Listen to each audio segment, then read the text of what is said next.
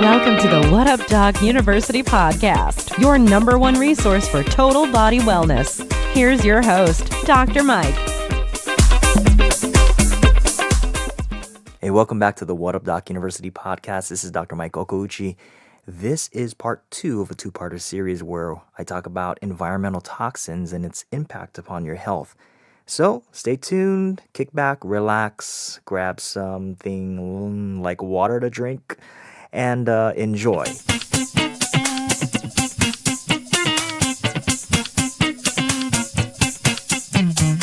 What's different today than 100, even 50 years ago? Well, the difference today is, the world that we live in. We live in a fast-paced, easy access to nutrient-devoid foods and toxins everywhere. You look at the houses that you live in, you have all these volatile organic compounds off-gassing, from your carpets to the paint that you use to the couch that you're lying on. You can't avoid it. You can't avoid being exposed to these toxins, no matter where you go. The EPA did studies where they had to drill a mile down in the Arctic into the ice to find toxin-free ice. Really? I didn't know that. A mile down. They went and they biopsied tissues from people living in Iceland and the Inuits and all these different, tribal cultures where you didn't think that they were being exposed, and they had high levels of DDTs and dioxin. That is so sad. They don't even use that stuff.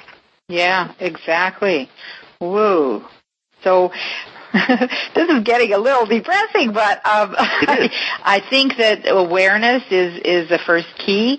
Yeah. And, because for me, I put a lot of emphasis on the nutrition part, but, I don't always think as deeply about all the other areas. But do you, first, you've talked about what can happen even as far as cancer goes, which I'd like to do a whole other call, even maybe just on that with you sometime. But what other symptoms can people maybe be having, and just ordinary symptoms that could even be related to this that you might come across? Well, some of the leading things that we find is happening now is chronic fatigue syndrome. Or what's been termed fibromyalgia. Exactly, because that word wasn't even around 15, 20 years ago. And that's kind of like a made-up term. You look at fibromyalgia, it's pain in either the connective tissue or the muscles. Yeah. It's pretty much your entire body. Yeah. And they're like, oh, we don't really know what causes it. Well, yeah, you do. You do. And that's another one.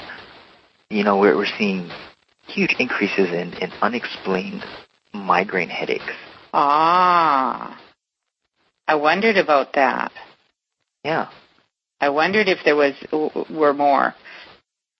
Because not only are you getting the environmental toxins, but even coffee, having so much coffee, your poor body starts to break down because, that I know a lot of people that have migraines, myself included. I used to get migraines when I was drinking a lot of coffee. I knew it was bad for me, but I just needed to keep going.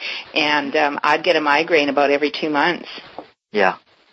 And the thing with toxicity is, as you write on your blog, you write about cravings.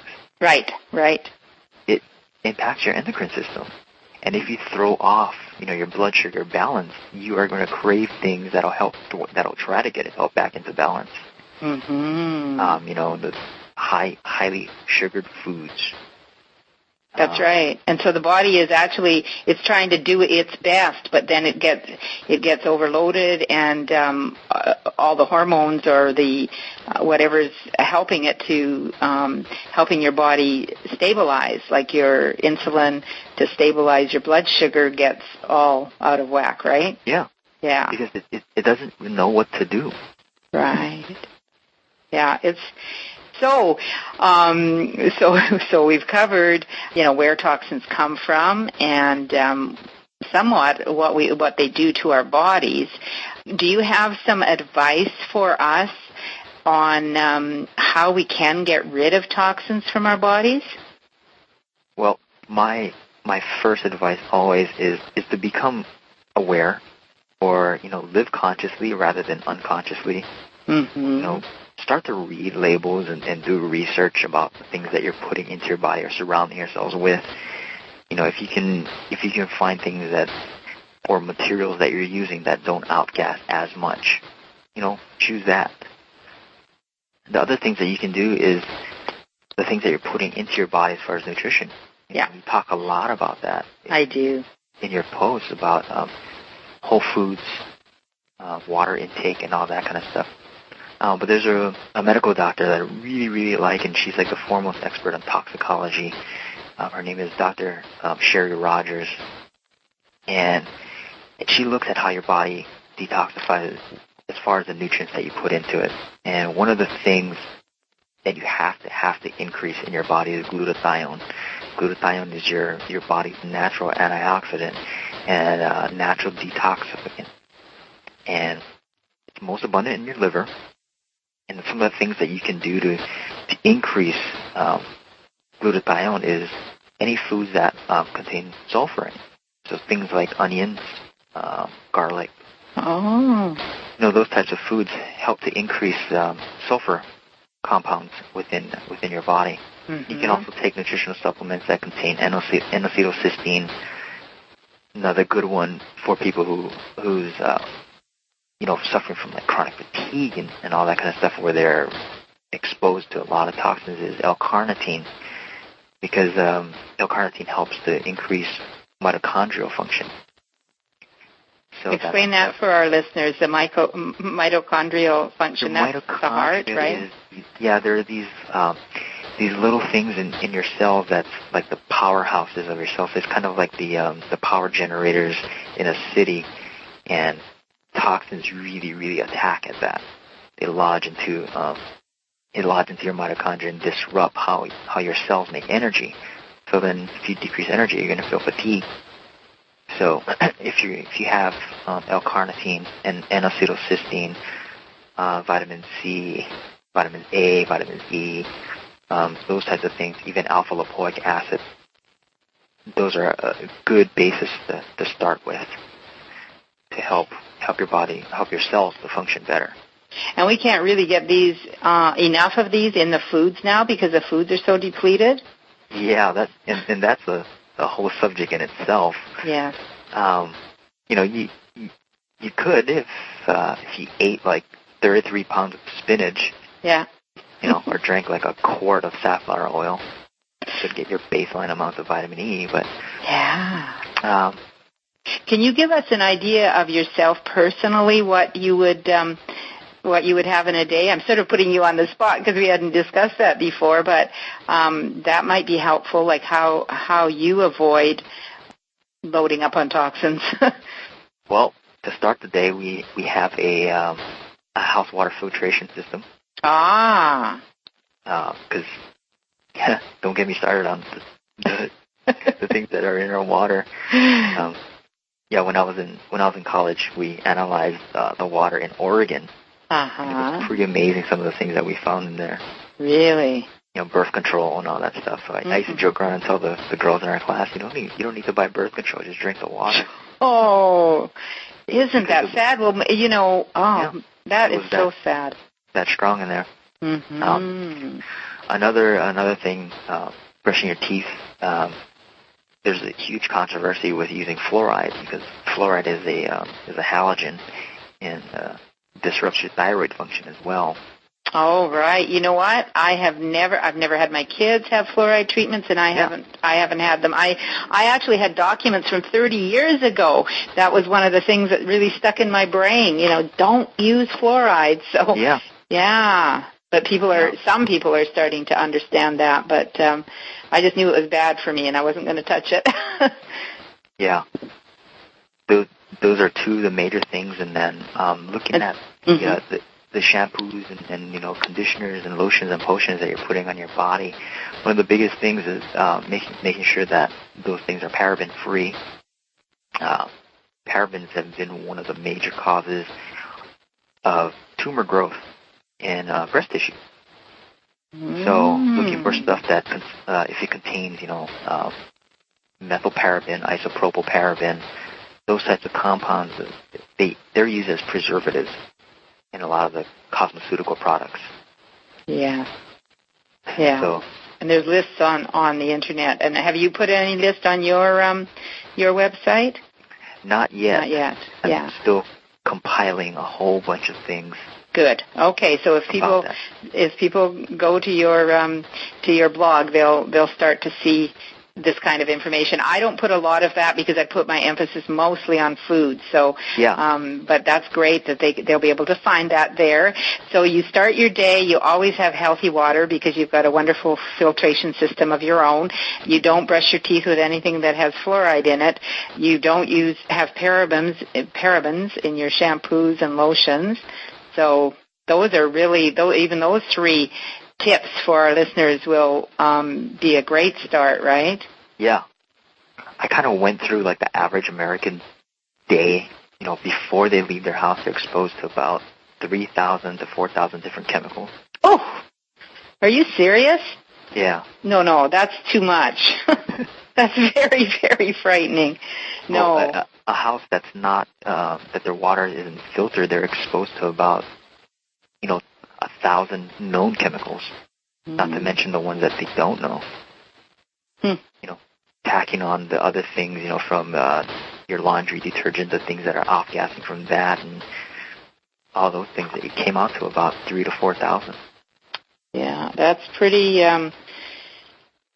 overwhelming. Yeah. Yeah.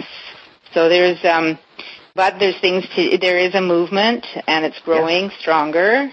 And people like yourself and myself can help people become more aware of each of these things. Mm-hmm. Are there? What is your food? Since I'm always interested in food, what do you make yourself, like an organic green drink and things like that? Yeah, I do a lot of juicing. Mm-hmm. I like starting off the day with juices, and my biggest tip, I try not to get like really specific with the fruits and vegetables or whatever, because sometimes it blows people's minds. But I use general guidelines, dark green stuff. Yes. And throw in a couple bright colored fruits and vegetables. Basic guidelines there. Okay. And as far as cooking wise, I like to stay low heat as much as possible. Mm-hmm. Low heat, long-term cooking, just to kind of allow your body to digest some of the foods, make it viable. Mm-hmm. And do you... As much as possible, we like to do as much organic as possible. Okay, that's what I was going to ask, as much as possible, Great. That is super. I didn't ask this earlier, but I wanted to say that I have people coming to me that say if they start cutting out a lot of their junk food and their sugar and their caffeine and everything, they get things like headaches and the withdrawal. All the withdrawals. So maybe you'd like to talk about that a little bit. Okay. I prefer people not to go cold turkey. Okay. Me too. Just because of that aspect. Yes. Because your body has grown accustomed to it. So once you start, your body's accustomed to it. It knows, it recognizes that chemical imprint. Right. So chemical imprint. I haven't heard that before. Ah. Yeah. So a slow tapering. Even when you start any type of nutritional program, your body doesn't even recognize that. If you're so toxic. Yeah. Even just adding in, proper fruits and vegetables, people get some type of reaction because their body's like, what is that? I know. I find that with people that I'm coaching. Mm-hmm. Mm-hmm. So it's a ramping up and also a ramping down for anything. Okay. Whether it's proper food or junk food. That's one of the biggest things to getting off of things. Like if you're addicted to coffee, if you have 6 or 7 cups a day, I wouldn't drop down to none or one. Start going down. If you're at 6, go down to 5 a day, and start working down to 4, 3, and get it down to a place where you're comfortable with it. A lot easier on the body. Yeah, a lot easier. And it doesn't cause a lot of chemical disruption as well. Okay. So it also could be overloading your elimination organs if you do it too quickly. Mm-hmm. Yeah. Okay. And also with that too, especially what you're talking about in your focus with cravings, there's a brain component to it. Yes. Because you're conditioned. I wrote a comment in one of the things that you're talking about with fast food. I said there's some research done with fast foods and why they use certain colors. Right. They're advertising. They're using a lot of reds, a lot of oranges, a lot of yellows. And within the brain, those colors stimulate digestion. And that's one of the main reasons why they use those colors. And the body is not, okay, so we're not really designed to be around those bright, glaring colors and eating fast and digesting fast, and yet that's happening because everything is fast food, and so our bodies react to that, and our digestive system gets all messed up, probably. Yeah, and in nature, those colors are highly significant of sugar. Oh, I never thought of that. Flowers are those colors. You don't see flowers that are, green. Right, or even black, or oh my goodness, that's very fascinating. So, yeah. Or, and even as far as in the animal kingdom. Yeah. It's always it's just a attractor pattern. Mm-hmm. Yeah. So it all, there's a big brain component in there as well. A lot of things that do with people is doing brain retraining, having to do things, retraining how the brain processes information, forming new neural pathways. Right.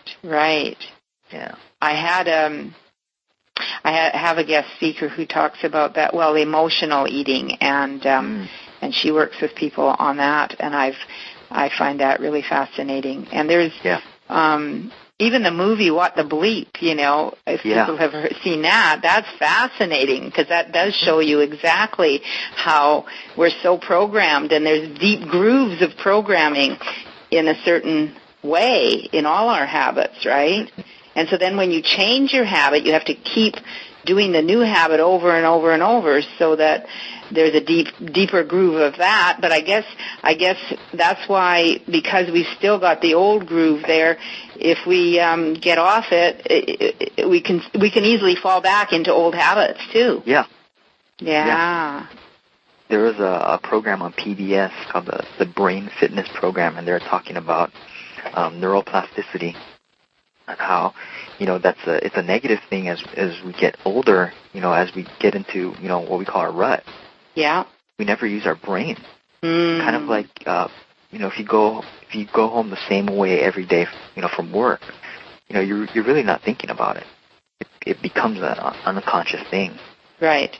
So you're really not using any brain processes.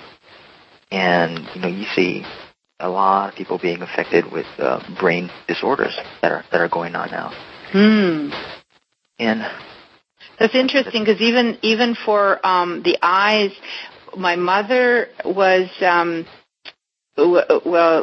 she's got glaucoma, and it has been getting it's gotten worse. She's 89, but about 10 years ago, they really emphasized that she needed to, because she could see enough to read still, and that she needed to keep reading every single day, because in 6 months she could even lose the ability to recognize words because the brain could just lose it without practice. Yeah. So she needed to keep stimulating herself and her brain. So definitely. Yeah. So I think that is very fascinating. And it's like when I worked for Dr. Paul Bragg, one of his favorite sayings was, "If you don't use it, you lose it."